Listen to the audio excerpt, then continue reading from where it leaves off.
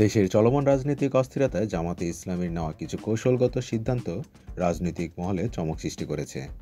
BNP ও NCP যখন সরকারের ব্যাপক ধরপাকড় ও চাপের মুখে টিকে থাকার লড়াই চালাচ্ছিল, তখন জামাত এক ধরনের কৌশলী নিরপেক্ষতা ও পর্দার আড়ালে আলোচনার মাধ্যমে নিজেদের অবস্থান শক্ত করে নেয়।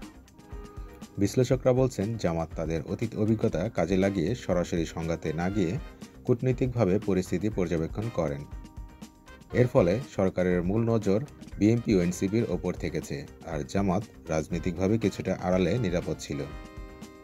এই দূরদর্শী অবস্থান জামাতকে একদিকে যেমন সরকার ও আইনশৃঙ্খলা বাহিনীর চাপ থেকে দূরে রেখেছে, অন্যদিকে দলটির নেতারা বিএনপি এনসিপির কয়েকজন গুরুত্বপূর্ণ নেতাকে আইনি জটিলতা থেকে রক্ষা পেতে সহায়তা করেছে বলে দাবি করছে কয়েকজন রাজনৈতিক পর্যবেক্ষক। বিশেষত জামাত সমর্থিত কিছু মানবাধিকার সংস্থা ও আইনজীবী গোষ্ঠী এইসব নেতাদের পক্ষে আদালতে সক্রিয় ভূমিকা রাখে।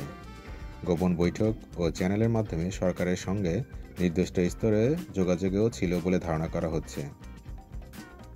ফলে বিএনপি এনসিপির অন্তত 5 জন নেতা যাদের বিরুদ্ধে গ্রেপ্তারের ওয়ারেন্ট ছিল, তারা জামাতের সহায়তায় আইনি সহায়তা ও আশ্রয় পেয়ে যান। এই ঘটনার পর বিএনপি ও এনসিপির মধ্যে জামাতকে নিয়ে নতুন করে ভাবনার জন্ম হয়েছে। তবে এই সহযোগিতাকে কেউ কেউ ইতিবাচক কৌশলগত বন্ধুত্ব হিসেবে দেখলেও আবার কেউ কেউ এটাকে রাজনৈতিক স্বার্থে একে অন্যকে ব্যবহার করার উদাহরণ বলছেন। বর্তমানে তিনটি দলই 2026 সালের নির্বাচনকে সামনে রেখে তাদের অবস্থান নির্ধারণে ব্যস্ত। জামাত যে কৌশলী রাজনীতি করছে তা শুধু তাদের দলকেই নয়, একই সঙ্গে তাদের সাবেক মিত্রদেরও নতুন করে ভাবতে বাধ্য করছে।